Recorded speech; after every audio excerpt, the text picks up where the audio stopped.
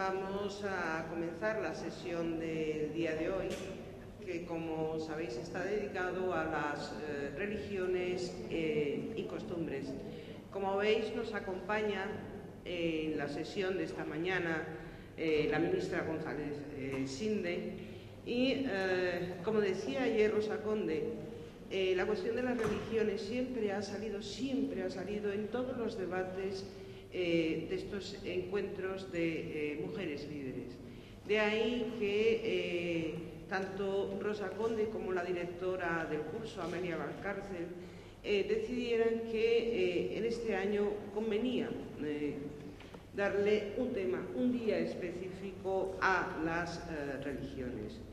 Ahí me gustaría solamente, muy brevemente, recordar que la cuestión de las religiones es una cuestión nodal para el feminismo y debemos recordar que no es de ahora, sino que ya en los inicios del movimiento feminista, más concretamente en el sufragismo americano, en el siglo XIX, las mujeres sufragistas que hicieron esa bella declaración de sentimientos, la declaración de Seneca Falls, donde establecían una tabla de vindicaciones entre las que estaban los derechos económicos, los derechos educativos, la mejora en las leyes del matrimonio, la mejora en las leyes de la herencia, los derechos de propiedad. Ellas, en 1848, hacen esta declaración con Elizabeth Cady Stanton a la cabeza, y 47 años después, con Elizabeth Cady Stanton a la cabeza, lo cual nos da muestras de la vitalidad y longevidad de Elizabeth Cady Stanton, toman conciencia de que, pese a los logros, puesto que habían visto cómo sus derechos educativos eran reconocidos, habían visto mejoras en los derechos económicos, habían visto mejoras sobre todo en las leyes que tenían relación con el matrimonio y con los derechos de propiedad y de herencia, toman conciencia de que, sin embargo, hay una última barrera que parece que no pueden saltar. Esa última barrera que reside en las costumbres, que reside en los prejuicios y que de alguna manera se canaliza a través de las religiones. Ellas, como conocedoras estupendas de los textos sagrados y de la Biblia, no olvidemos que algunas de ellas eran reverendas, deciden analizar críticamente la Biblia, críticamente los textos que aparecen en la Biblia, y como resultado de ese análisis crítico hacen un libro que se titula La Biblia de la Mujer, y que supuso, todo hay que decirlo, la escisión en el movimiento sufragista, precisamente por esa denuncia, de alguna manera, de los tipos femeninos que aparecían en la Biblia.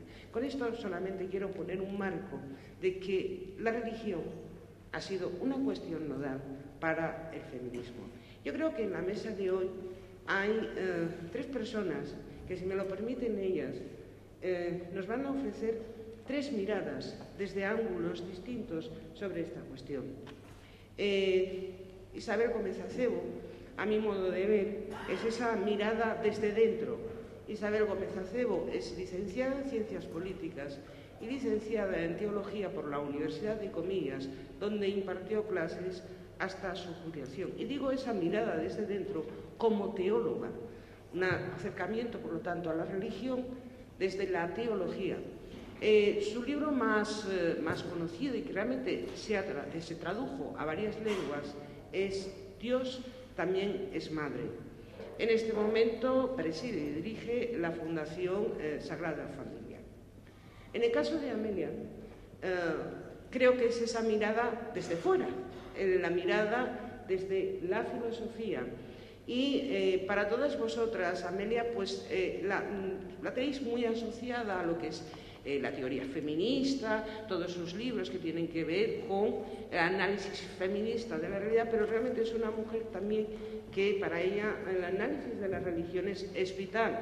No solamente tiene un libro con Victoria Camps, que es un diálogo entre las dos, que se titula Hablemos de Dios. el perdón, y en la revista de Pensamiento Ibérico que se va a presentar el próximo jueves, tiene un artículo sobre la influencia de las religiones en América Latina, que titula Religiones, sectas y ganancias morales.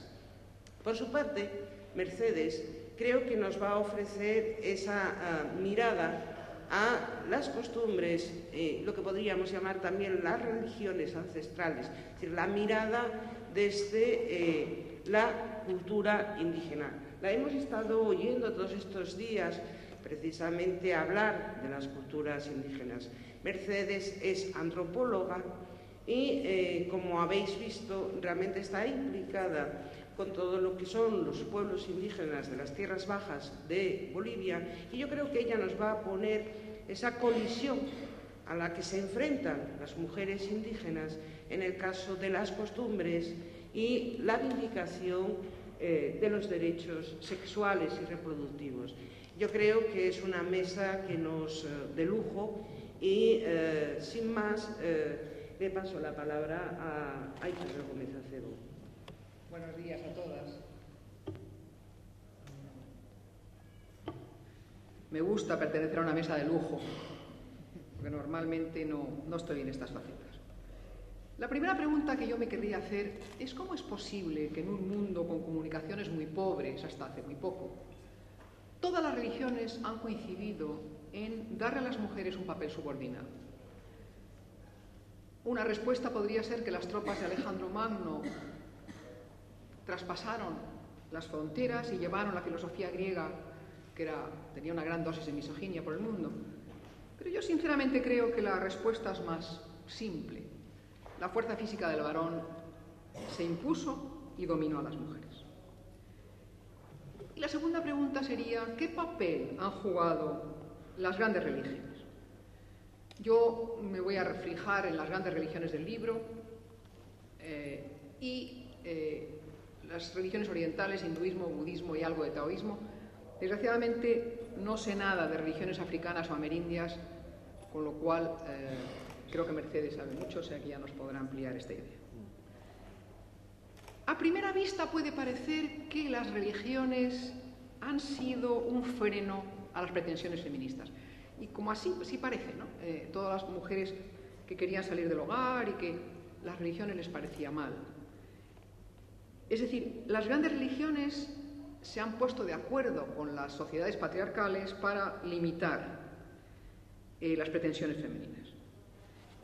Sin embargo, lo que hay que tener claro es que los grandes fundadores eran pro igualdad.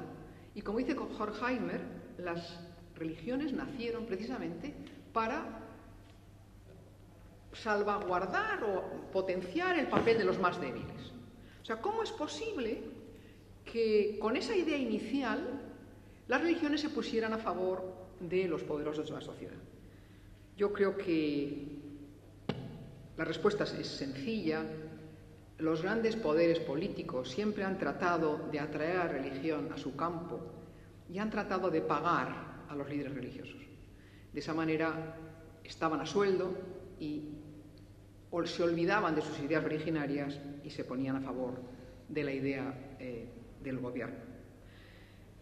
Pero hay que dejar bien claro que en el judaísmo Génesis lo deja bien claro, a imagen de Dios los creó, varón y mujer los creó, y luego Génesis 2.3 también define que la subordinación de la mujer es causa del pecado y no estaba en la idea primaria de Dios.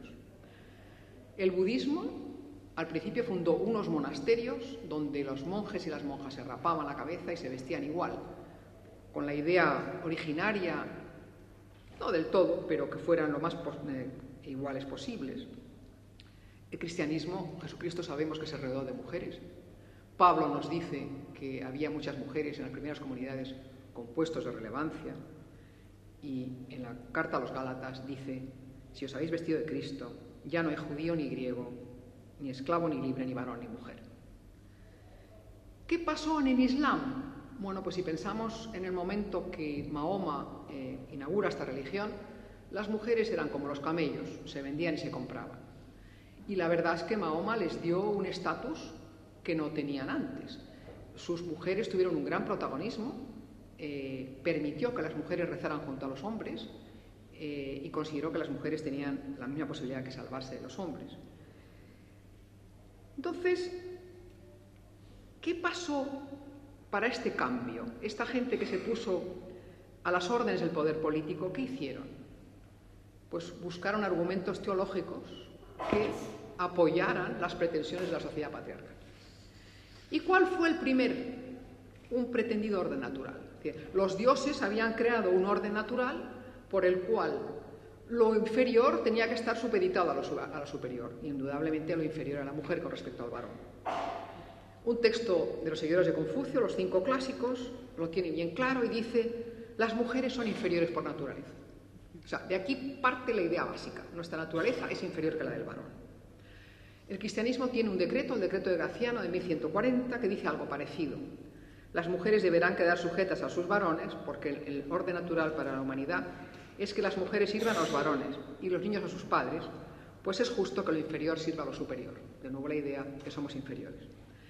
Pero es que Pío XI, en una encíclica que se llama Casti Connubii, publicada en 1930, que me regalaron cuando me casé, no la leí, pero dice Pío XI: el grado de sumisión de la mujer al marido puede ser diverso, pero tocar o destruir la misma estructura familiar y su ley fundamental, establecida y confirmada por Dios, no es lícito en tiempo alguno ni en ninguna parte. Es decir, lo tiene clarísimo. Hay un orden natural y la mujer tiene que dar su reina. Calvino lo lleva aún más lejos, porque piensa que en el más allá también el orden es que la mujer quede supeditada al varón. No concibe que una sociedad celestial pueda no ser así. Para Lutero, el nacimiento fue igual de hombres y mujeres, pero la manzana famosa, que no era manzana, que era un higo seguramente, fue la culpable de que ya a partir de entonces las mujeres quedáramos supeditadas a los varones. El hinduismo es peor, porque lo sustentan categorías morales. ¿Por qué las mujeres son inferiores a los varones? Porque en reencarnaciones anteriores fueron malas, fueron malvadas, y su castigo ha sido seguir reencarnándose en una mujer. Y en la medida de que esa reencarnación femenina lo hagan bien y se sometan a sus maridos, que luego veremos la labor que tiene el marido aquí, entonces podrán algún día reencarnarse en un varón y entonces ya desde ahí podrán ser iguales y ser capaces de ascender a los cielos. En el Corán hay unos preceptos en que se coloca automáticamente a los varones por encima de las mujeres. Hay uno que dice que los varones tienen que proteger a las mujeres y esa protección conlleva que las pueden pegar. O sea, la primera idea, somos inferiores por naturaleza. La segunda idea, el fin reproductor de las mujeres es lo más importante. O sea, nuestra naturaleza es que seamos madres. Madres para la descendencia de los varones. Tenemos en el judaísmo la frase típica que le dice la mujer del pueblo a Jesús: bendita la madre que te parió y los pechos que te amamantaron. Un texto del Talmud judío dice una cosa curiosísima, y es que las mujeres estarían pariendo todos los días en el paraíso. Indudablemente no se nos preguntó, porque no creo que ninguna de nosotras querríamos parir todos los días. No es una cosa, es una cosa bellísima, pero para todos los días no. Jesús se aparta, fijaros, y dice: bienaventuradas las que se adhieren a su credo y siguen su camino, pero se olvidó muy pronto. San Agustín, cuando se pregunta por qué creó Dios a las mujeres, lo tiene clarísimo. Ninguna ayuda podemos dar las mujeres a los varones, solo la procreación de los hijos. Una ayuda semejante a la tierra con la semilla.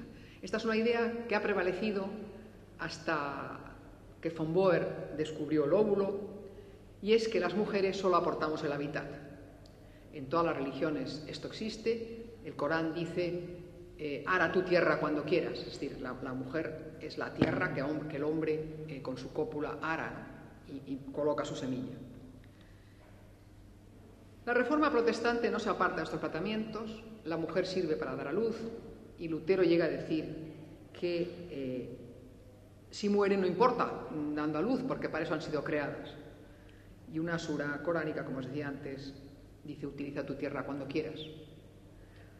En el hinduismo Las mujeres que paren son alabadas.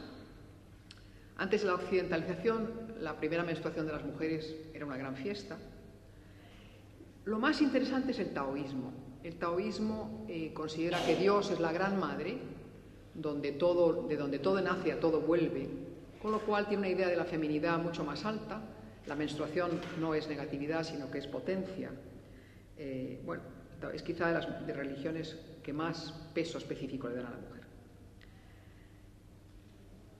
El siguiente paso fue la relación entre gestación y menstruación. Si las mujeres estamos hechas para gestar y de repente una vez al mes no gestamos y tenemos menstruación, esa menstruación es vista negativamente.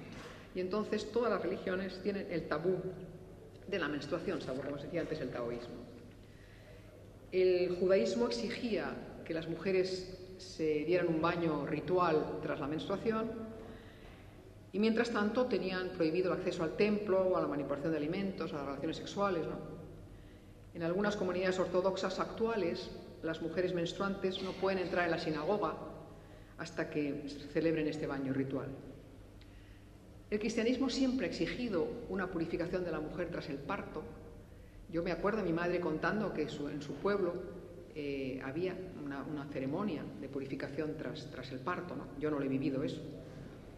Y en el mundo ortodoxo cristiano es todavía más fuerte porque consideran que la mujer que ha dado a luz en pecado, porque en el fondo la relación sexual ha tenido siempre una connotación negativa.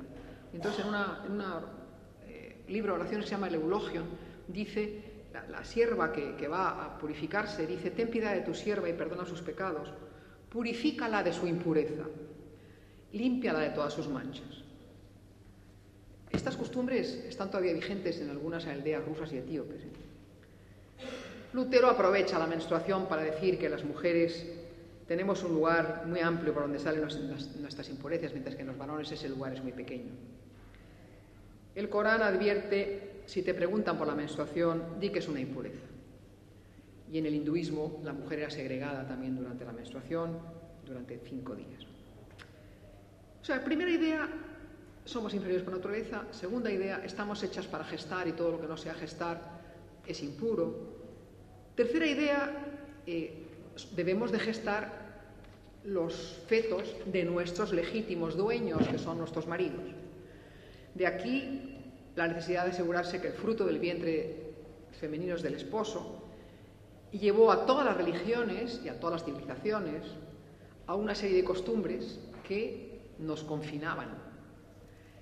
Si la religión además tiene un apartado ascético, todavía es peor, porque el varón asceta que quiere apartarse de sus instintos sexuales ve a la mujer como tentadora, con lo cual advierte a los varones que se aparten de nosotras.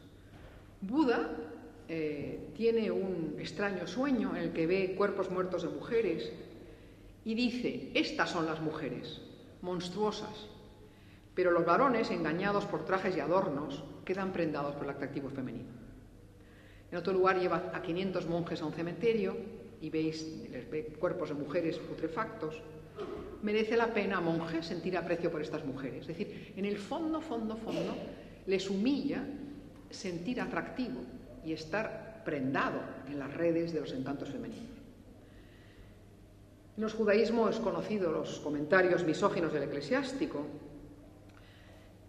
Más tarde el judaísmo tiene algunas frases como: el cuerpo de la mujer es fuerte de tentación, un varón no debe caminar detrás de una mujer, y de hecho en las sinagogas los varones se colocan delante para no verse, o las mujeres están en las ventanitas, o si se colocan detrás en sinagogas modernas, es detrás para que los varones no se sientan atraídos.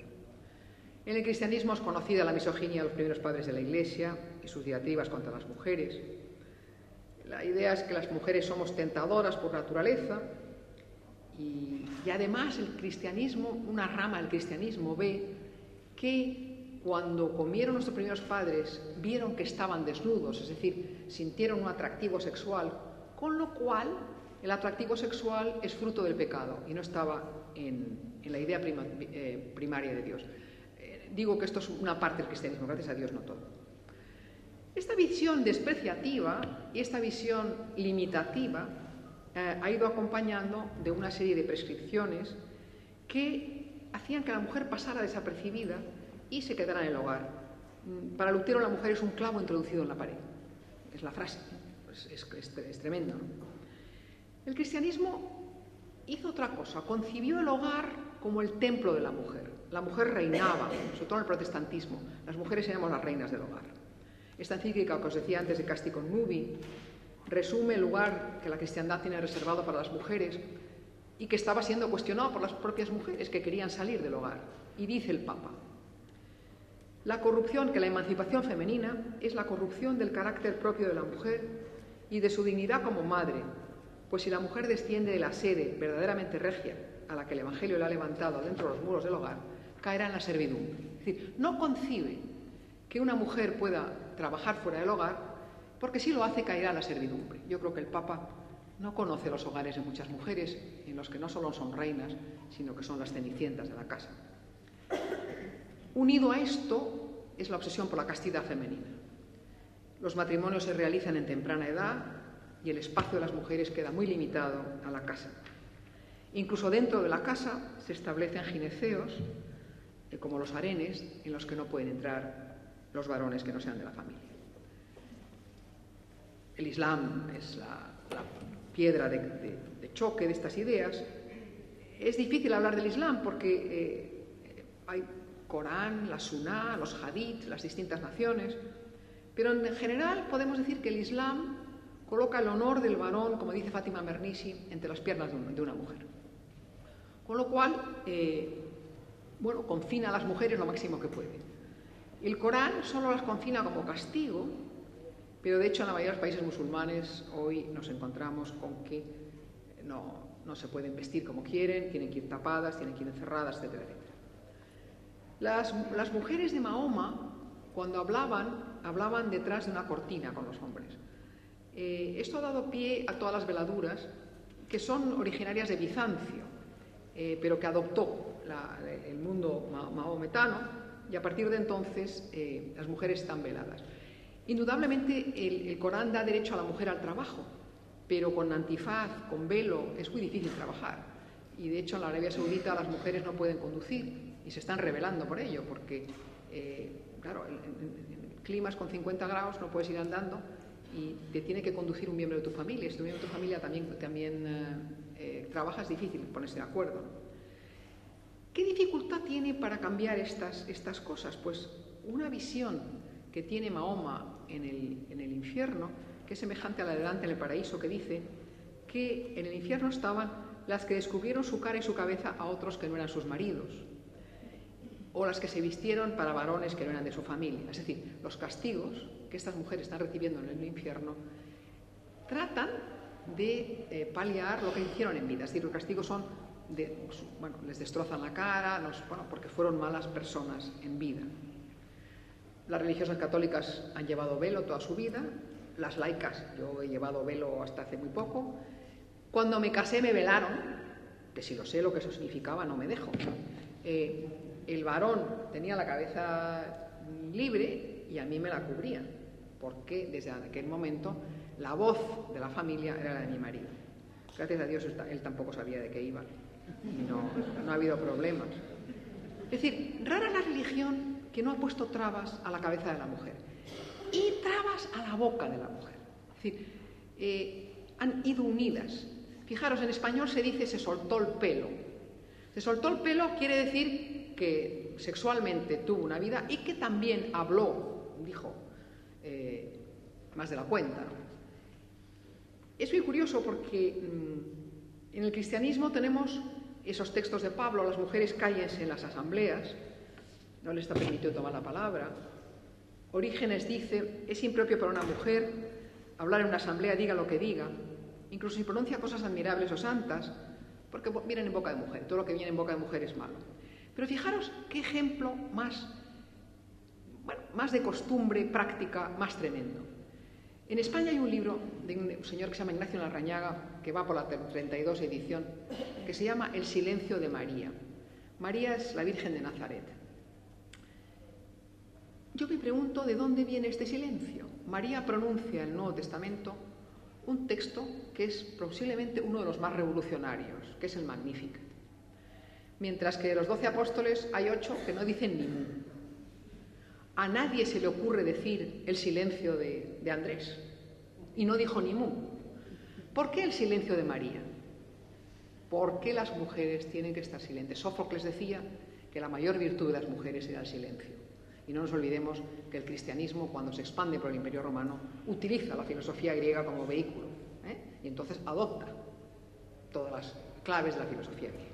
O sea que un buen ejemplo de esto que digo es un texto chino de una mujer que se llama Pan Chao, que da instrucción a las mujeres de cómo deben de ser.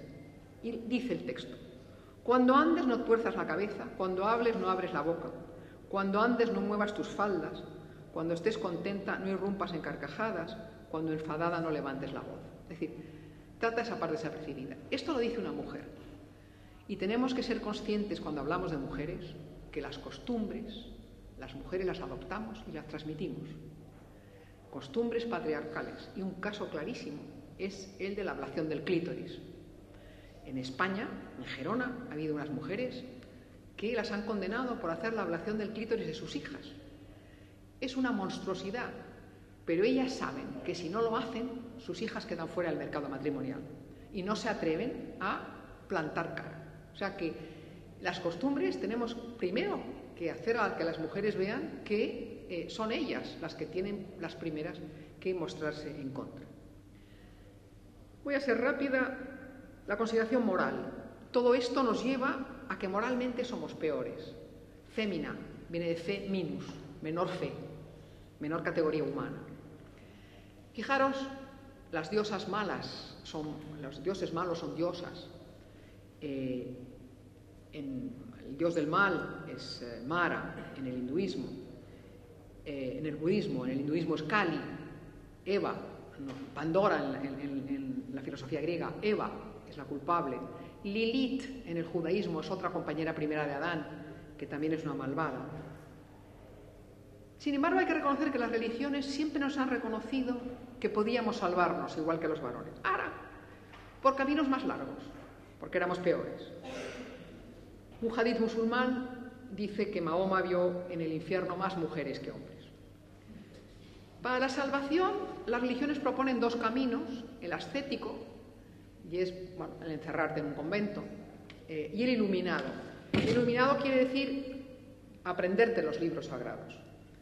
Es curioso, todas las religiones nos han prohibido a las mujeres estudiar los libros sagrados. Los Vedas, la Biblia judía, la Biblia cristiana, el Corán. ¿Por qué?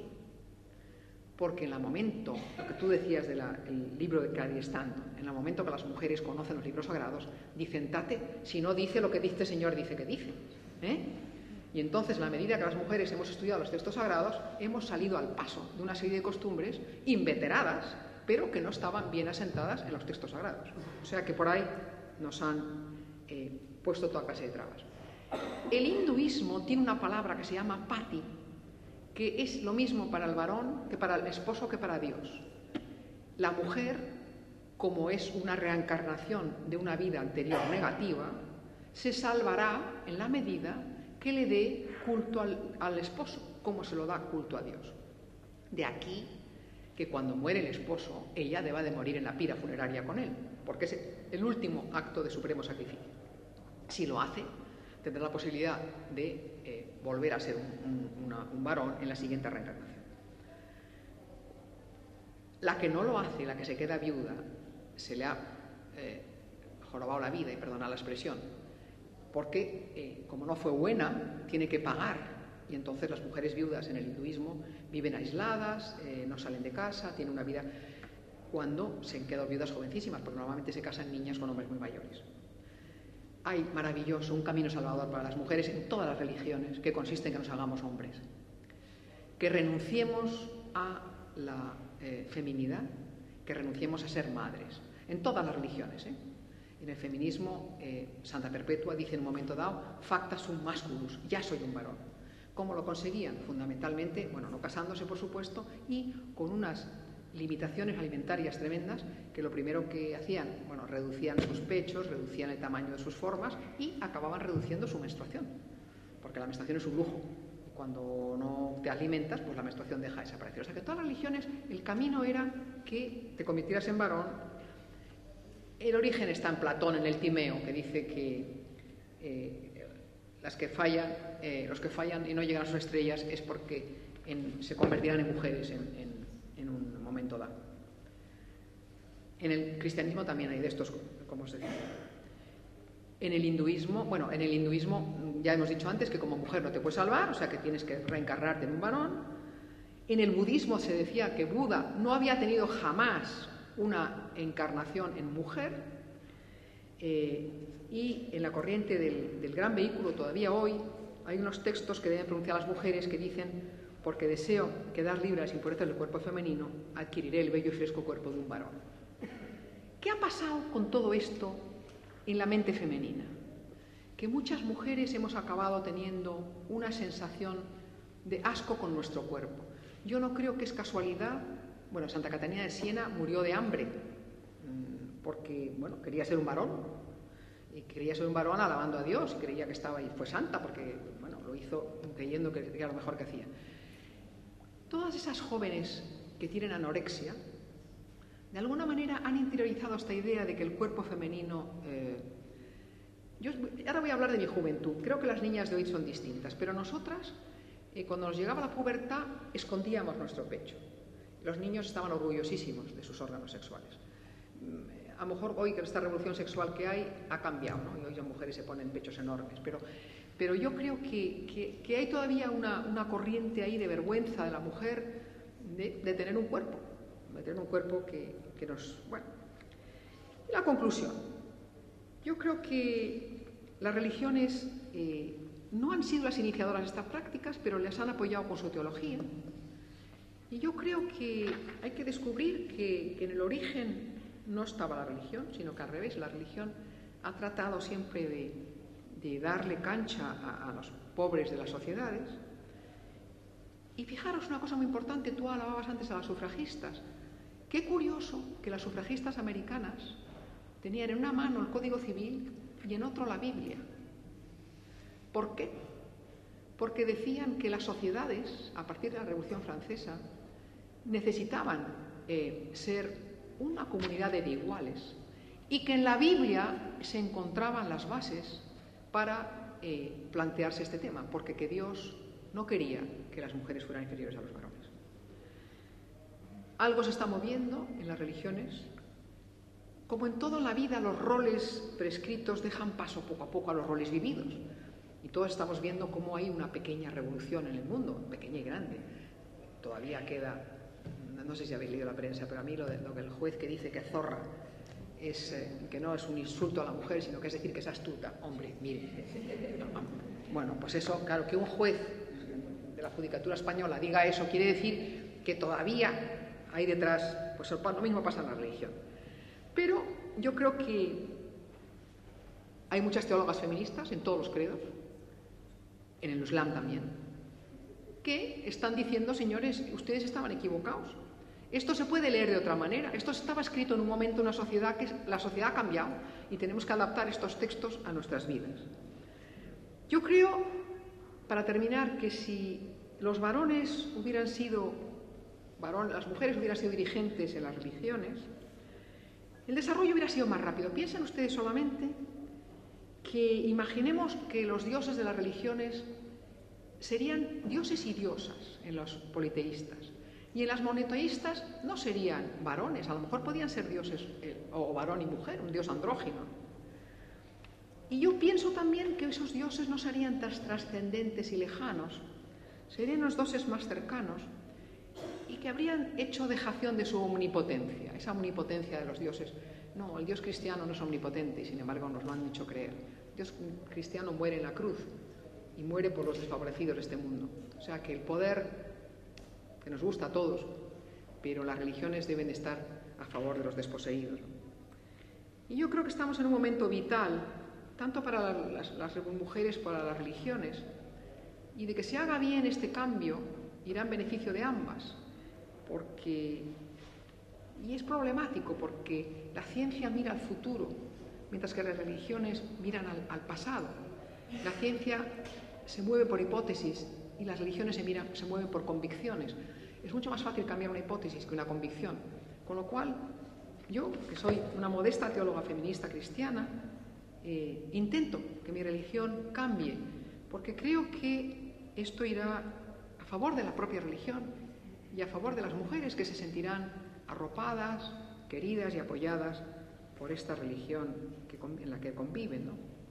Yo creo que, como decía Horkheimer, las religiones nacieron en beneficio de los pobres de la tierra, y los que estamos los que creemos en el valor de la religión, creemos que en ellas hay líneas de igualdad y fraternidad que tenemos que propugnar. Y muchas gracias.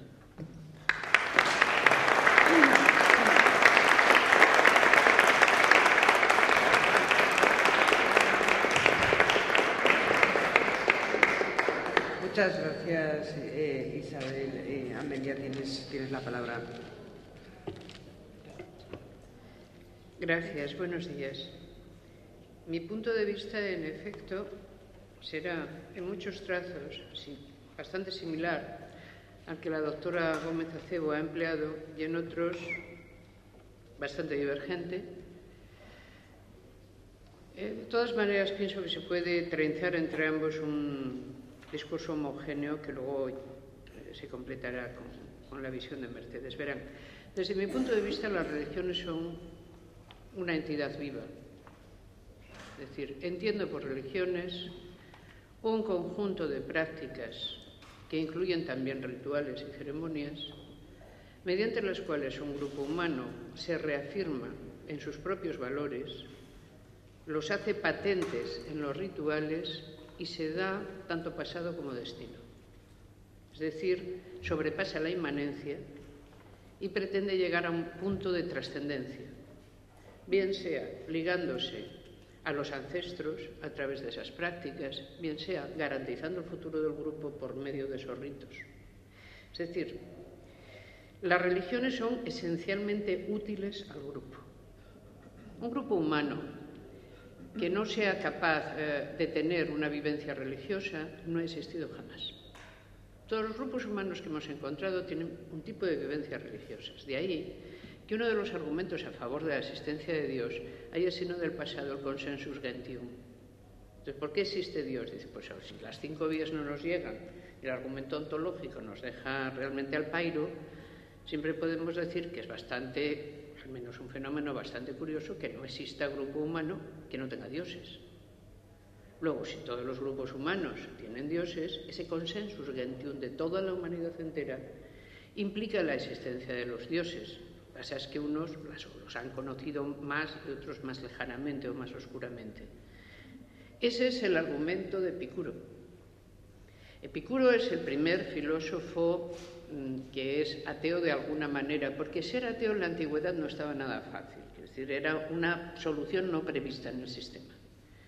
Y Epicuro es lo que más se parece a un ateo y no lo es. Epicuro simplemente dice, hay 2 cosas que hacen que la gente sea infeliz. Una es el temor de la muerte y otra es el temor a los dioses. A la muerte no hay que temerla, porque cuando llegue la muerte no estaremos para darnos cuenta de que nos hemos muerto. Luego vivir pensando en ese temor es inútil. Y segundo, no hay que temer a los dioses, porque los dioses existen, pero son felices. ¿Cómo? Explicación. Los dioses existen para sí mismos, son tan inmensamente felices que les importamos un rábano. Es decir, no están dispuestos ni dispuestas a entrar en nuestras vidas, ni a favor ni en contra. ¿Dónde viven? En los metacosmos. La idea de Epicuro es que nosotros vivimos en un cosmos que conocemos, pero que hay muchos más universos y que entre unos y otros hay lugares vacíos donde viven justamente los dioses, entre cosmos y cosmos, y que tienen una vida plena, eterna y feliz. ¿Qué tenemos que hacer? Parecernos a ellos lo más posible, porque son el ideal de vida. Así que lo primero que tenemos es la obligación de ser felices. Sobre esa obligación no tenemos ninguna otra. Y para ser felices, eso sí, empieza a desarrollar una filosofía en la cual lo que más hace feliz es beber agua y comerse queso fresco, es decir, todo lo demás es mucho más complicado y conviene evitarlo, ¿no? O sea, Epicuro lleva una mala fama terrible encima cuando lo suyo es una filosofía estética bastante fuerte, pero que da el primer protoateísmo que podemos encontrar en el mundo antiguo, ¿no? Es decir, no va ni siquiera Epicuro contra el consensus gentium. ¿Pero por qué? Porque la verdad de este asunto es que los grupos humanos, todos, rechazan la inmanencia. La idea de que el grupo existe pero puede no llegar a existir y que no viene de ninguna parte, impide cualquier existencia organizada a un grupo humano. Por lo tanto, cualquier grupo humano, por pequeño que sea, por difícil que sea su vida, educe un pasado, imagina su futuro como un futuro verosímil y se religa con una potencia externa que o bien viene del pasado o bien le acompaña en ese tránsito, que lo hace verosímil para el futuro. Para lo cual tiene que realizar, eso sí, por lo general, un conjunto de ceremonias que le aseguren la benevolencia de ese acompañamiento. El evitar, por así decir, la mala fortuna. De ahí la noción de pureza, a la que Gómez Acebo se ha referido. La idea es, hay una serie de actividades que nos ponen en contacto directo con la pérdida de la suerte. Esa serie de actividades son, sin embargo, necesarias de realizar, de tal manera que tenemos que prever ritos exculpatorios que nos liberen de ese on, por emplear una expresión japonesa, de esa deuda que hemos contraído. La idea de pureza se expresa de muy diversas maneras. Hay una noción que por la antropología conocemos bien, que existe en una enorme cantidad de pueblos, que es, por ejemplo, la de Orenda. Es decir, nociones que hablan de una sustancia espiritual que se porta o no se porta, que se tiene o no se tiene, y que es mejor tener que perder, y que determinados rituales aseguran que las mantienes. Tiene muchos nombres, Mana, Orenda, Wakanda, tiene cantidad de nombres a lo largo del planeta. En el fondo, aquí le solemos llamar Haris, los griegos le llamaran Haris, y nosotros le llamamos gracia. En la religión, por ejemplo, cristiana, en la católico-romana, estar en gracia todavía es una cosa que es muy recomendable. Todo lo contrario es estar en pecado, y cuando estás en pecado no te va a ir bien. Pero es que la última noción de pecado no remite al mal moral, sino a la impureza física. ¿Cuándo se está en pecado? Cuando se está en contacto con las fuentes de pecado, que son todo aquello que esté corrompido o muerto, por ejemplo. Todo lo que sea sucio, todos los fluidos corporales. Todas esas son ocasiones de impureza. Esa impureza hay que levantarla. Se levanta por lo común fácilmente, es decir, el pecado se cura con agua en la mayor parte de todos estos sistemas. Hay una serie de lavados rituales con los que se levanta un pecado leve. Si el pecado es más gordo, claro, la cura tiene que ser más fuerte. Entonces esa cura ha de ser, por ejemplo, el fuego para algunos pecados, lo que ha sido ocasión de pecado se quema, o la muerte de lo que te hizo pecar. Hasta la institucionalización en algunas formas religiosas, pero ya muy evolucionadas, de la idea de penitencia. Es decir, el pecado se cura con una penitencia, y aún mejor el caso de la penitencia previa. Antes de que el pecado exista, tú haces la penitencia y ya está. Porque el pecado atrae a la mala fortuna. Entonces la penitencia la evita. Tú tienes que evitar la mala fortuna como sea. Tienes que levantar esa situación. Las religiones aseguran entonces nada menos que la pervivencia en un momento en que cualquier otra hipótesis no existe. Aseguran la pervivencia del grupo. Las religiones fueron, tengo que pasar aquí a hacer una consideración histórica en la que intento ser breve y la voy a hacer lo más clara posible. El primer tiempo, la primera época histórica que se enfrentan las religiones como fenómeno, realmente se separa suficientemente de ellas y las juzga, es la Ilustración. Me refiero ahora a la Ilustración europea en el siglo XVIII, no a la Ilustración griega en el siglo V, que también lo hizo. Pero la Ilustración Europea en el 18 pone a la religión enfrente de sí. Les voy a poner como paradigma, por ejemplo, a Voltaire. Y simplemente considera, por ejemplo, el conjunto de ritos, prácticas y textos que las avalan y declara que son un conjunto ridículo de tradiciones ridículas heredadas, de las que para deshacerse lo mejor es poner sus afirmaciones unas al lado de otras, es decir, se ejerce el comparativismo, se ve qué sandeces dicen unas, qué sandeces dicen otras, y se llega a la buena conclusión de que todas son bastante sandias y que sería buena cosa de deshacerse de todo ello. Con una salvedad, porque en el siglo XVIII ser ateo tampoco estaba de moda. Es decir, ser ateo, pero en la intimidad, como el catalán aquí, que es un chiste demasiado interno para que entren en él. El ateísmo se lleva en la intimidad. Entonces, ¿qué se era oficialmente? Deísta. Esto es, Dios, el creador del universo, el gran arquitecto, es un ser tan grande, tan por encima de nuestra comprensión, que colgar de Dios todas nuestras prácticas ridículas o atribuirle todos unos textos que tienen fecha de nacimiento en lugares probablemente extravagantes de la geografía del planeta, pues no se puede hacer.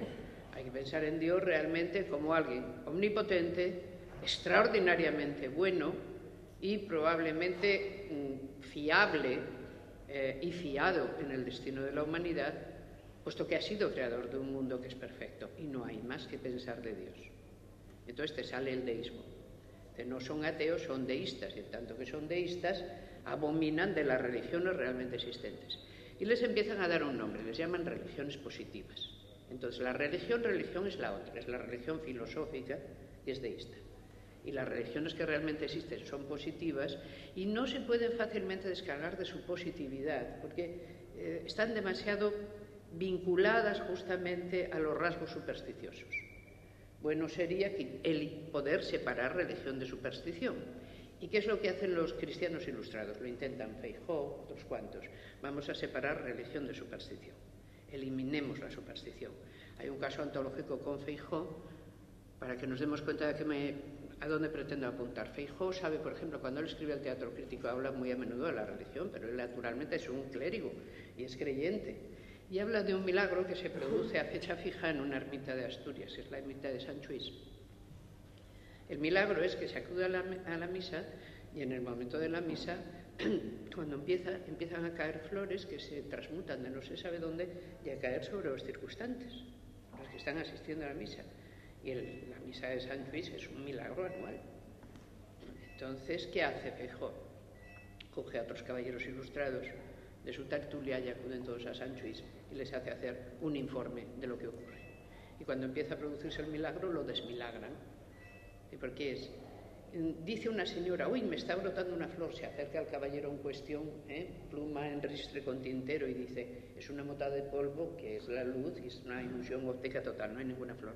Si tiene como a 10, la conclusión es no se vuelve a producir jamás el milagro, claro, porque hay un relato tal de que todo era una ilusión hecha, que ya no hay milagro, y esto hay que hacer con toda la santa religión. Le quitamos la milagrería y ¿qué nos va a quedar al final? El mensaje verdadero de la religión. Le quitamos la superstición. Pero claro, es que a la religión a la que se le quita la superstición no le queda nada. ¿Qué queda? Te queda el deísmo, de nuevo. ¿Y por qué no sirve el deísmo? Porque el gran arquitecto no te cura el dolor de muelas, fundamentalmente. Es decir, cuando alguien tiene un verdadero problema, no suele decir, oh, gran arquitecto del universo, tengo un problema que para qué. El gran arquitecto no está especializado en nuestros fallos. Y las religiones positivas están, por el contrario, muy atentas a todo lo que son acontecimientos del mundo de la vida. Es más, son los sistemas que saben manejar los acontecimientos del mundo de la vida. En todos los pueblos, puesto que todas las religiones te dicen cuándo de verdad naces, en qué consiste vivir y cuándo verdaderamente te mueres, y te dan el encaje de pureza que te traslada o no a otra vida cuando crean en ella, porque no todas las religiones han creído en la vida eterna. Es decir, hay una gran cantidad de religiones que no creen en la vida eterna. Y hay una religión distraidísima que no cree en Dios, que es el budismo. Pero esto está bien, no hay Dios. En el budismo no hay Dios, digamos. Las formas religiosas son muy variadas. Pues bien, en todo caso, ¿Cuándo acaba esa consideración de la religión como el conjunto de supersticiones? Yo creo que acaba con Herder. Herder es un autor por el que yo tengo un gran aprecio, no es un primera fila, y escribió las ideas para una filosofía de la historia de la humanidad. Es uno de los primeros filósofos de la historia, y lo que dice es: las religiones son las reservas de memoria de la humanidad. Y no entender esto significa no entender qué son las religiones. Cuando la humanidad ha aprendido cualquier cosa, ha adquirido cualquier habilidad, lo normal para transmitirla ha sido introducirla en un contexto religioso. Si no, simplemente la propia humanización no se hubiera producido. La religión está implícita en la humanización. Y muchas de las cosas que son simplemente periodos y logros de la humanización, el grupo humano las seca, por así decir, las vuelve estáticas a lo que es dinámico para poder perfectamente transmitirlo. Por ejemplo, ¿qué paso más fuerte en la humanización que el descubrimiento del fuego? No captar fuego casualmente porque ha caído un rayo, sino ser capaz de hacer fuego y conservarlo. Probablemente nada ha tenido tanto que ver en el proceso de humanización como la toma del fuego. Poder tener fuego. En todas las religiones el fuego es absolutamente central. Dios es el sol, es calor, es el fuego mismo. Las posturas de la oración y las posturas ante la hoguera son las mismas, que esto tiene su gracia. La presencia ante lo sacro, mira qué cosa tan curiosa. Es decir, que está todo ahí comprometido, y lo que Herder nos dice es: pensemos que estas enormes memorias de la humanidad, que son las religiones, las tenemos que analizar no como un conjunto de supersticiones, porque entonces no las entendemos en lo que verdaderamente son, sino como lo que son memorias. Y hay que ver qué se quiso memorizar y lo que costó memorizarlo. Por ejemplo, ¿cuánto costó memorizar el fuego? Pues vean lo que es la vida de las vestales. Están obligadas a mantener el fuego encendido. Si se les apaga el fuego, entonces se las condena enterrándolas vivas. Y previamente asisten a su propio funeral. Tenemos una cosa aquí que es lo más valioso que tenemos y, por lo tanto, cuidadito con ello. ¿Qué hacemos? Está absolutamente sacralizado. Ninguna sociedad, vamos a ver, carece de religión, y ninguna religión suele llevar la contraria a su sociedad. Porque viven en la misma cosa, son la misma Sittlichkeit. En realidad no son separables. ¿Cuándo las sociedades y sus religiones empiezan a ser separables? En los grandes monoteísmos. Los grandes monoteísmos hacen que la religión sea algo advenido al grupo que previamente está metido en una práctica diferente y que tiene que introyectar como algo que viene de fuera. Y esto empieza a suceder en el momento del helenismo, con el enorme crédito que en el mundo helenístico cobra el judaísmo. Yo me voy a referir también a las religiones del libro en esta mañana al menos, porque todas nosotras en Occidente somos cristianas.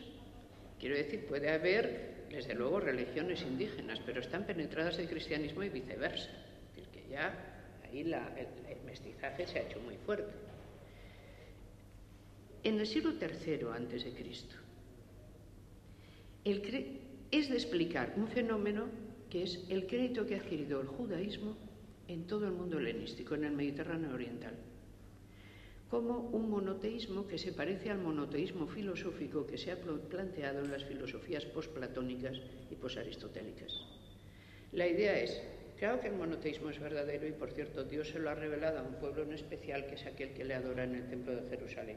Eso nos explica por qué la primera versión de la Biblia al griego, la Biblia de los 70, la Biblia de los 70 no solo nos prueba que había una comunidad judía, la de Alejandría, que ya no se manejaba bien con el hebreo porque traduce sus textos al griego, sino que esa comunidad quiere ser influyente en la comunidad mucho más amplia que habla griego y les traduce los textos sacros para que los conozcan. Solo esa previa buena fortuna del judaísmo en el mundo griego nos explica el posterior triunfo del cristianismo, que es una herejía del judaísmo. El cristianismo lo que hace, y se ve en la predicación de Pablo, es utilizar toda la red de sinagogas de todo el Mediterráneo para ir dando la buena nueva de que es que el Mesías ha nacido, que ya se han cumplido los tiempos. Pero todas aquellas gentes que están, por el contrario, en sus religiones étnicas, en sus dioses que tienen, los dioses son una gente que vive en un sitio. En todas las religiones, los dioses no son una gente que está en el cielo, vaya. Sabemos a dónde hay que ir, sabemos a dónde hay que llevar la ofrenda, sabemos en qué altar hay que depositar las cosas. Y en el catolicismo, que no ha dejado el aspecto pagano jamás, lo sabemos mejor. Es decir, los lugares santos siguen siendo los lugares santos, están santificados, pero no se han cambiado ni de sitio. Y en América, el cristianismo y las religiones precolombinas llegan a una gloriosa síntesis donde se ofrece el mismo tributo a los mismos dioses también en el mismo lugar. Pero aquí lo hemos hecho antes.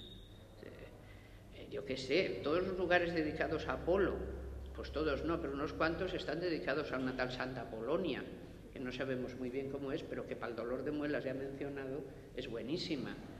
Todos los sitios que eran, excepto Venus, que tenía muy mala traza y no había manera de reincorporarla al panteón, todo lo demás se reincorporó, se cristianizó, porque la gente no quería renunciar a sus lugares santos, que son sus lugares de seguridad.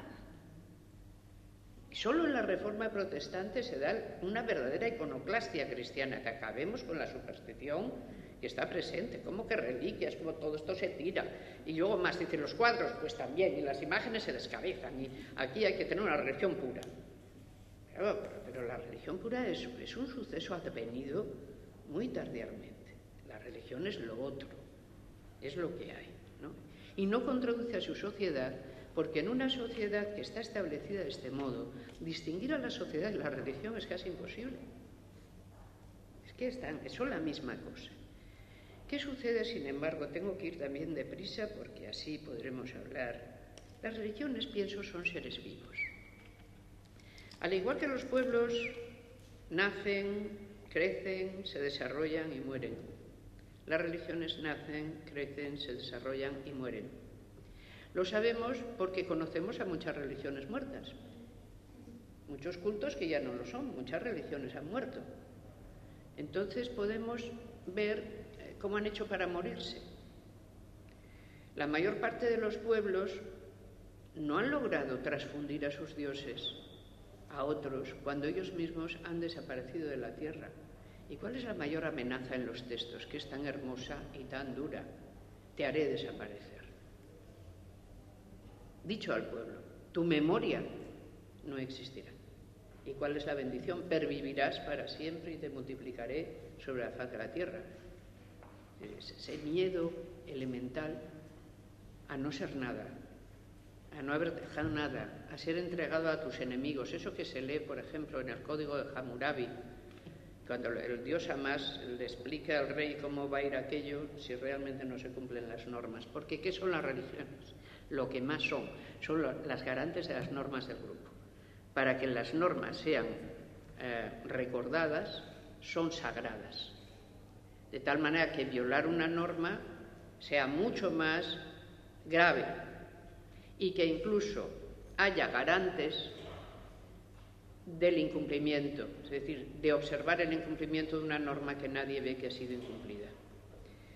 ¿Cuál es la novedad? Las religiones universalistas. El judaísmo, cuando empieza realmente esta gran expansión por el Mediterráneo oriental, empieza a querer ser una religión inclusiva, pero no se lo permiten dos cosas. Primero, sus normas de pureza, y dos, la forma de ingreso en la religión, que es un poco ruda. Claro, es que hay que circuncidarse. ¿Cuál es el primer problema que tienen los cristianos cuando quieren hacer proselitismo? Que la Iglesia de Jerusalén dice, primero, esto no es para los paganos, esto es una revelación para los judíos. Bueno, pero es que hay unos paganos muy buenos que son de esto, que se lo creen todo. Dice, bueno, pues entonces que se circunciden.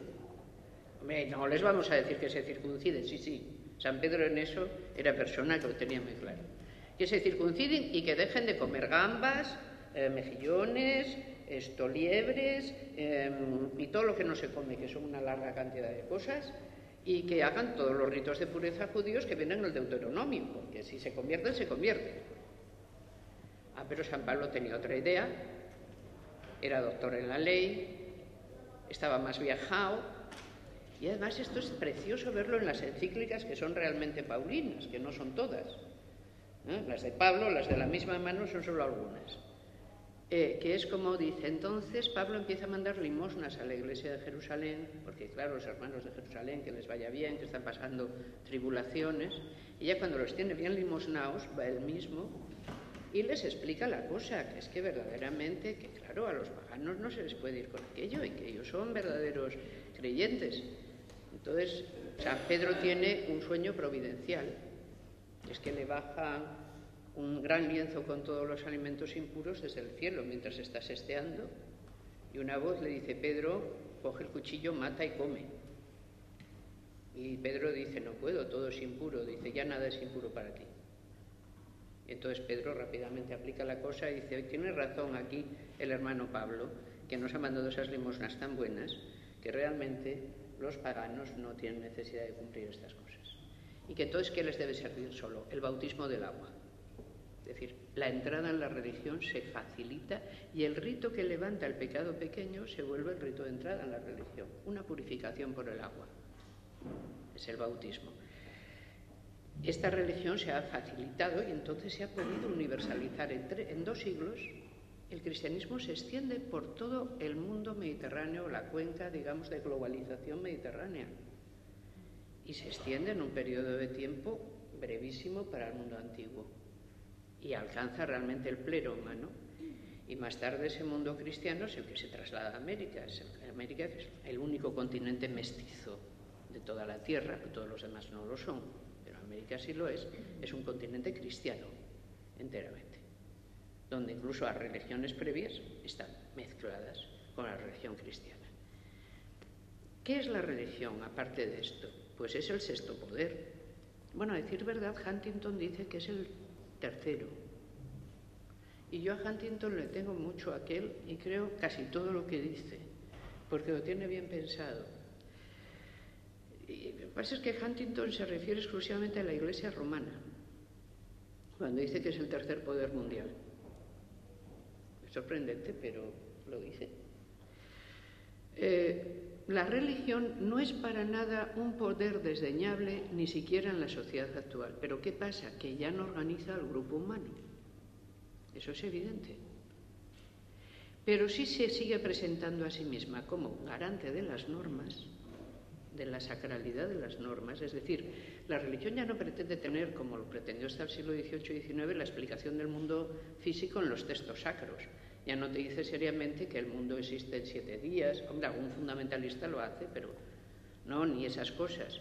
Pretende ser la explicación del mundo moral. Pretende tener, digamos, el tesoro de la verdad moral y a partir de ahí esa es su dignidad y por eso debe ser atendida. Y eso viene especialmente mal en su trato con las mujeres, porque la religión, justamente por su origen social estricto, es el lugar en que todas las normas restrictivas sobre el sexo femenino, que vienen en efecto de un indudable patriarcado presente en todo el proceso de la humanización, te son trasladadas como mandatos divinos directamente.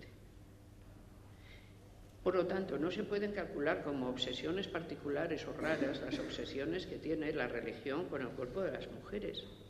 Es que la religión ha estado especializada en las mujeres desde el inicio. Sin contar con que en la tradición de las religiones del libro las mujeres son el sexo impuro, por supuesto, porque están constantemente en contacto con lo que es impuro, con los excrementos, tienen que lavar y limpiar a las criaturas, a los enfermos, amortajar.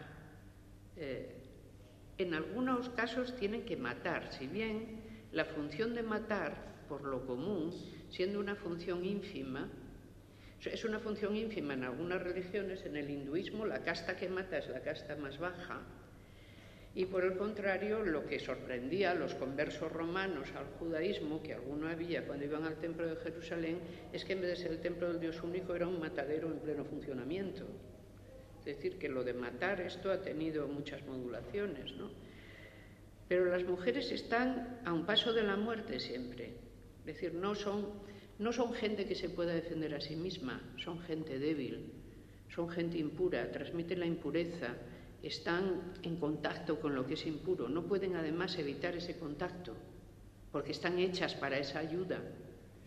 Por lo tanto, no son seres de primera clase.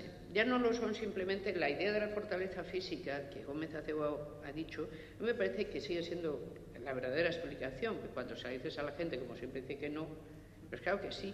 Lo que pasa es que ese tipo de verdades normalmente se convierten en verdades trasladadas. Y claro, la verdad trasladada es tu impureza, ya no tu debilidad física. Es decir, porque tiene que aparecer como una verdad moral, como una verdad de otro orden, del orden justamente de la trascendencia. En la inmanencia es evidente que eres más débil, pero en la trascendencia eso no es una buena explicación. Entonces ha de ser que eres impura. Y la idea de impureza femenina está presente en absolutamente todas las formas religiosas, de las más primitivas a las más elaboradas. Está en todas ellas. Una última, que yo creo para que podamos iniciar. ¿Qué pasa? Que ahora me voy a referir a ese artículo que luego ustedes pueden ver en Pensamiento Iberoamericano, de tal manera que podré ser muy rápida, dar solo 2 trazos porque lo tienen allí. ¿Por qué el crédito de las religiones no va a desaparecer jamás? Es decir, por si hay alguien que piensa que las religiones son formas de vida que pueden ser trascendidas y que puede existir una sociedad que prescinda de ellas. Les dije antes, yo no pienso que sean en este momento una organización, no son organizadoras sociales las religiones, pero son grandes apoyos individuales. En un mundo en el cual la incertidumbre no puede ser nunca llevada a tender a cero. Y por lo tanto, mientras la incertidumbre exista, digamos, la religión tiene una apertura ahí que ya no es tanto grupal como individual y que sigue prestando muy bien este servicio. La religión se ha individualizado, se ha hecho interna, pero a medida que se ha hecho interna, ha adquirido la fortaleza del castillo interior. Y si realmente no se hace socialmente malvada, si no exige hacer cosas malas a nadie, ¿con qué buena razón podrías decirle a alguien que renuncie a sus creencias porque a ti no te parecen especialmente sensatas? No existe esa buena razón. Las personas pueden ser todas religiosas que quieran. Lo que no pueden es ir a la sociedad a explicarle cómo debe funcionar, que sin embargo es lo que hicieron estupendamente bien en el pasado. ¿Qué es el fundamentalismo? Cuando yo era todavía catedrática presencial, que es como le llamamos desde la UNED a dar clase, tenemos unas expresiones deliciosas, pues yo, un día que tocaba esto, decía, a ver, fundamentalismo no es creer con mucha vehemencia lo que uno crea, sea lo que sea. Es que yo me lo creo horrores. No, fundamentalismo es decir, la religión transporta una verdad de un matiz superior a cualquier otra, de tal manera que su verdad es tal que tiene que dirigir la convivencia de la sociedad humana y la sociedad política. Es decir, que tiene ese derecho por el tipo de verdad que tiene. Por lo tanto, vamos a regir la sociedad civil por medio de las normas religiosas. Eso es el fundamentalismo. La tentación fundamentalista está presente siempre en las religiones. ¿Cuándo no la llevan a término? Cuando no les dejan las sociedades.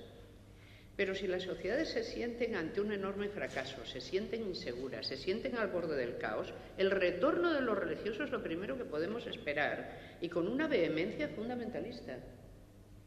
Miren, mi amiga Wasila Tamsali, que es musulmana, pero como también es francesa y caballero de la Legión de Honor, es racionalista.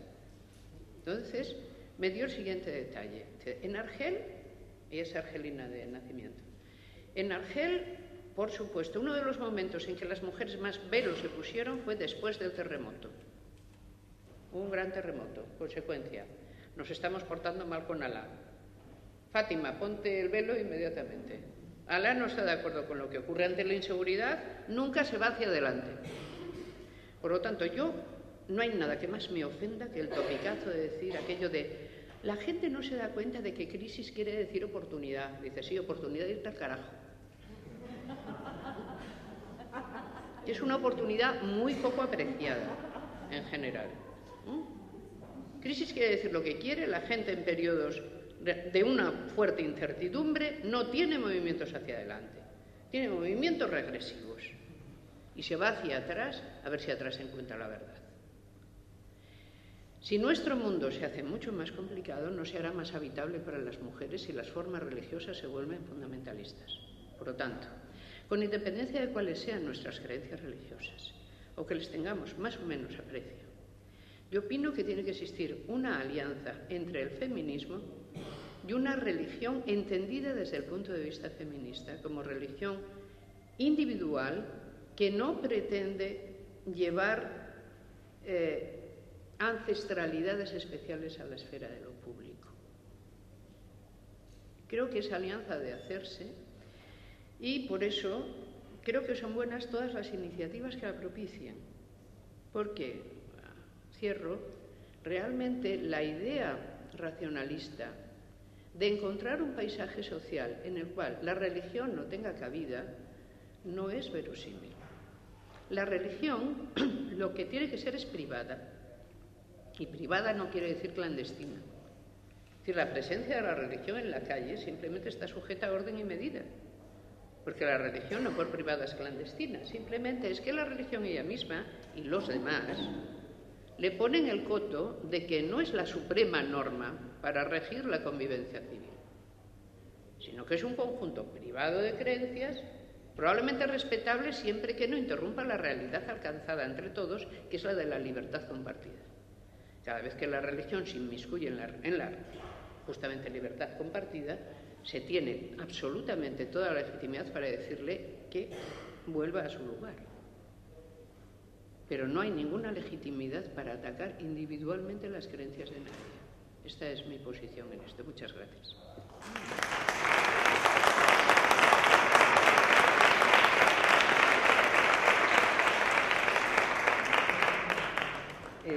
Mercedes, tienes tu tiempo para hacer el comentario.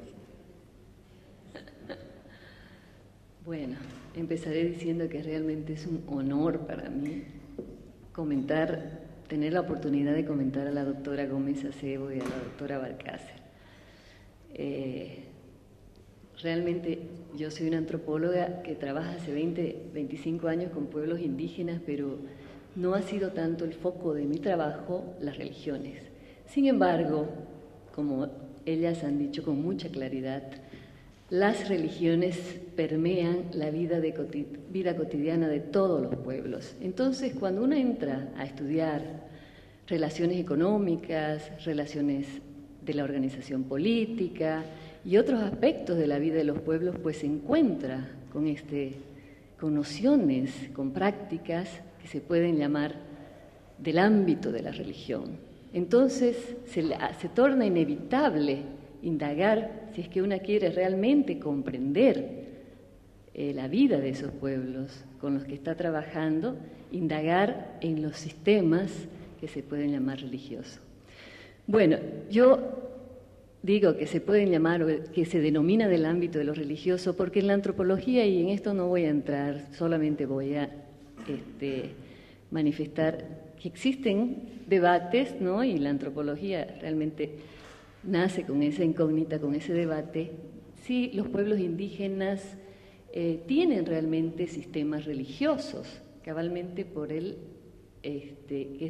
es por el hecho, como decía la doctora Valcárcel, que se relaciona a estas formas de expresión, ¿no? Y nociones con las supersticiones en un principio, ¿no? Se decía, bueno, los pueblos indígenas tienen religiones positivas, en realidad, pero ya eso ha cambiado y el debate, sin embargo, continúa, ¿no?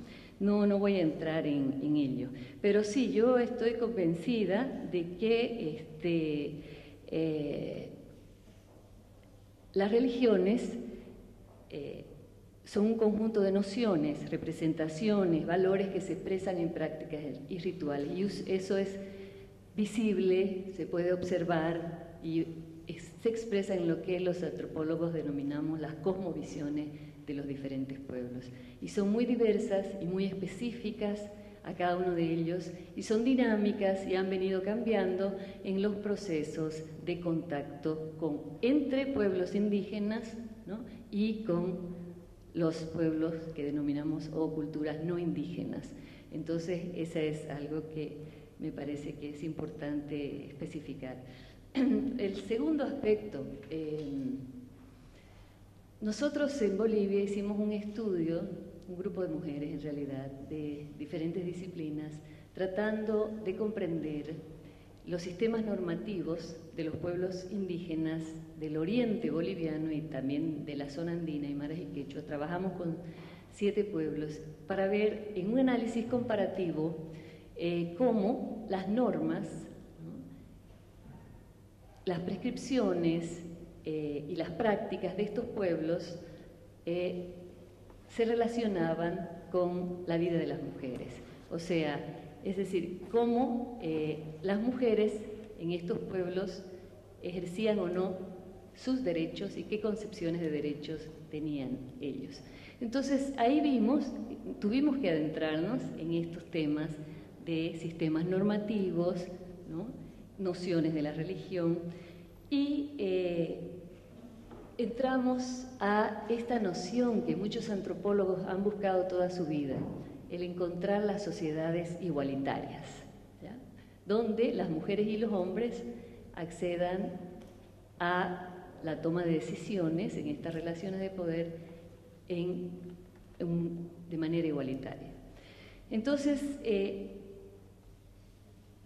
ahí, bueno, entrándonos en esto, vimos, ¿no?, cuáles eran las prescripciones, los mandatos de comportamiento que se daban a las mujeres, y vimos cómo esto estaba altamente relacionado con sus cosmovisiones.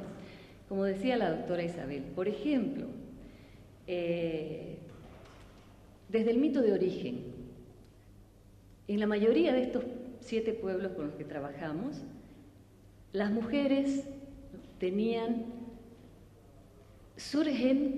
son criadas iguales por los dioses indígenas, pero en un momento determinado, eso cambia.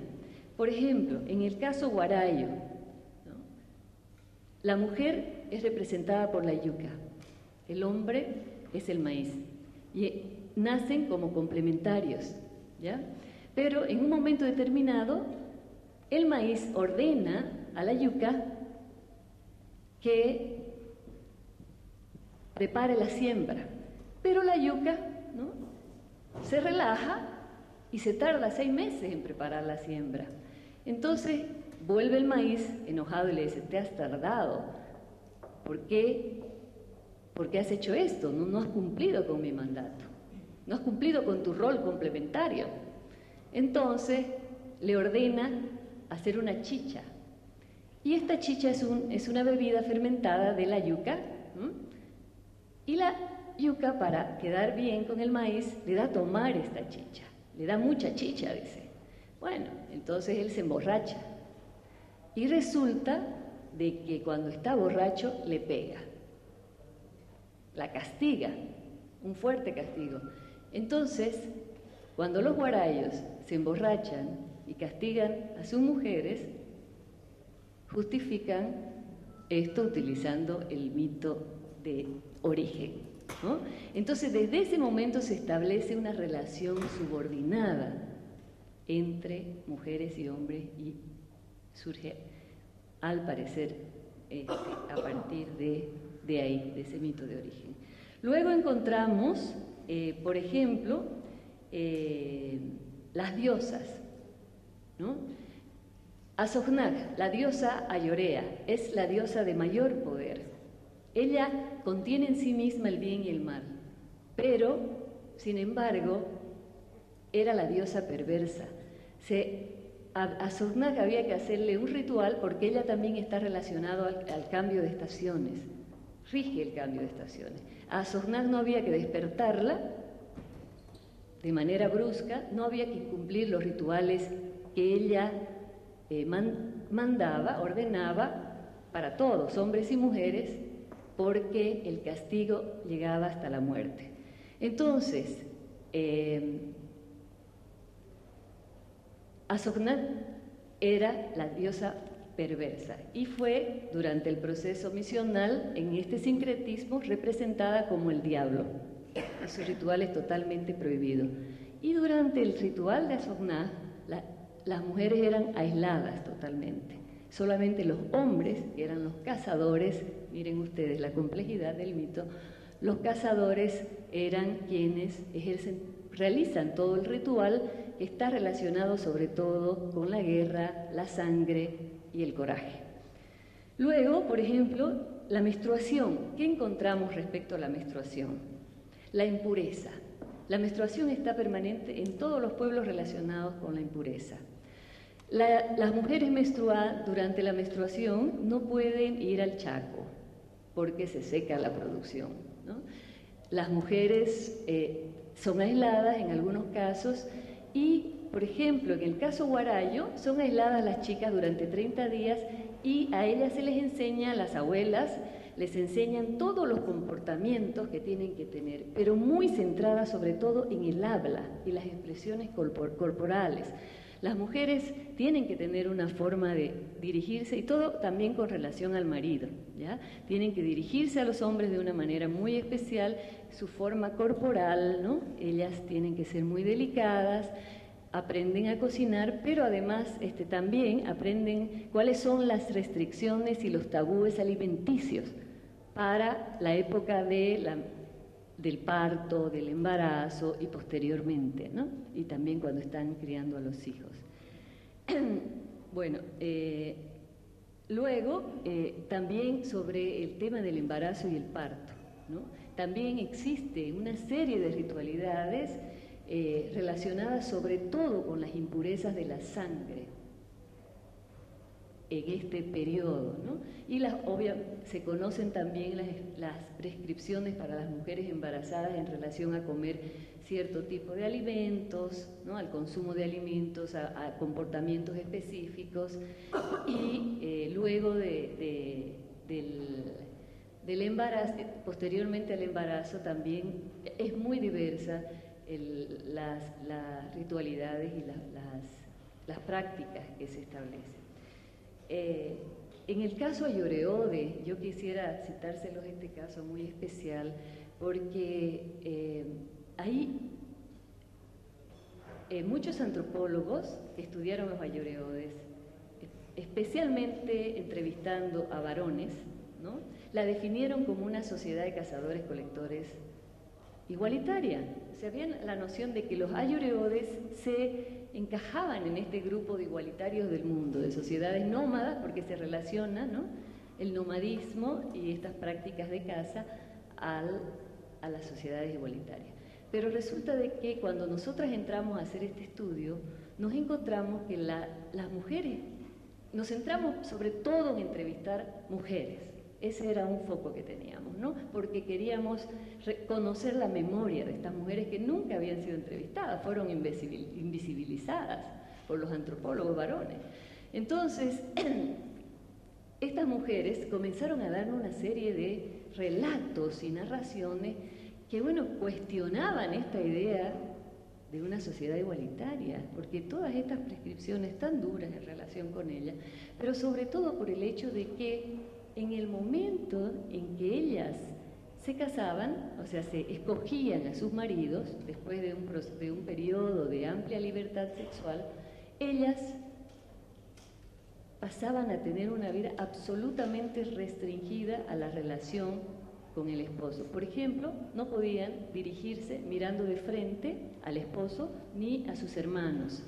Y para hablar con su suegra tenían que tener intermediarios que dirigiesen o ¿no?, solicitasen cosas como... Entonces las relaciones sociales internas en la familia, después de un periodo de amplia libertad, se restringían, pero entonces ellos no vieron esto, los antropólogos estos, ¿no?, que le definieron estas sociedades como igualitarias. Entonces nosotras dijimos, no, ¿será que estamos equivocadas? ¿Será que estamos interpretando mal los datos? Y volvimos y ampliamos el periodo de investigación, ¿no?, etnográfico por 4 meses más para entrevistar a informantes claves que pudieran realmente validar estas nuevas informaciones que teníamos, porque contradecían incluso algunas 2 antropólogas amigas nuestras que habían trabajado con ellas. Y bueno, entonces un aspecto muy interesante era que la noción de vida y muerte de los ayoreos es también una noción muy compleja. Entonces, por ejemplo, a ellas, a pesar de todas estas restricciones, se presentaba una situación que nos pareció, no supimos cómo establecer la relación. Ellas, el momento del parto, que no tienen unas parteras especiales, cualquier anciana puede ayudarlas, cavan un pozo. Y en este pozo, las mujeres que no desean tener un niño, que no desean darle vida a ese niño, pasarle el alma, lo entierran vivo, lo tapan. Entonces preguntamos, ¿cómo es que se produce eso? ¿Por qué se produce eso? ¿Cuál es la explicación? Entonces ellas decían, nosotros hacemos eso por obligación, porque debemos garantizar al marido, el primer niño se tiene que morir, porque no, debido a ese periodo previo de libertad sexual, no garantiza al hombre que es su hijo, no garantiza la herencia de la sangre y la supervivencia del clan que es patrilineal, ¿no? Entonces, pero sin embargo, posteriormente, si ellas no quieren tener esos niños, los tapaban, porque esto cambió completamente hace 50 años, cuando entraron los misioneros evangélicos y con mucha rigurosidad dijeron, la muerte es un pecado y está relacionado al diablo y a la maldad de Azognar. Entonces, si ustedes siguen haciendo eso de los entierros vivos, Azognar las va a castigar en esta imagen del diablo, sincrética, ¿no?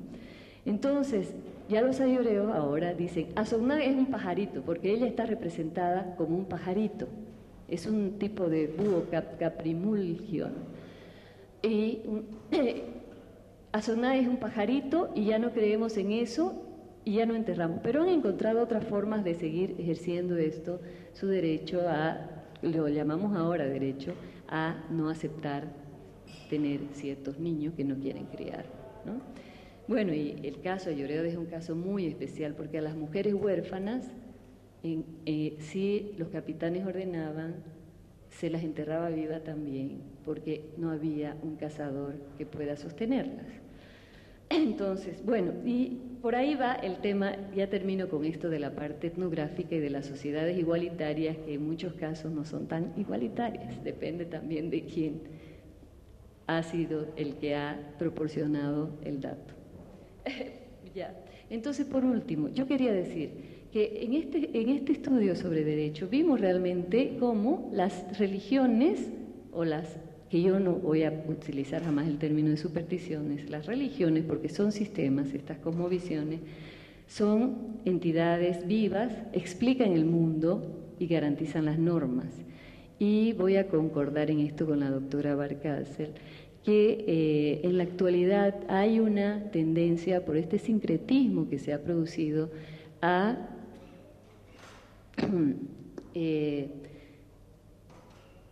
individualizar, ¿cómo se puede decir? Que las religiones en la actualidad, por ejemplo, en el caso de Lloré, los evangélicos han trabajado mucho esta idea del individualismo, y sí ellos están revisando eso en un proceso de reflexión, porque dicen, por ejemplo, fue negativo el hecho que los misioneros dijeran que la violencia que se ejercía contra las mujeres se restrinja al ámbito de lo privado, de la familia nuclear. Antes las relaciones de parentesco garantizaban a las mujeres cierta cobertura contra la violencia que se ejercía contra ellas, porque ya había violencia contra las mujeres en la época, en la vida del monte, ¿no? En la época antes de la conquista, del contacto.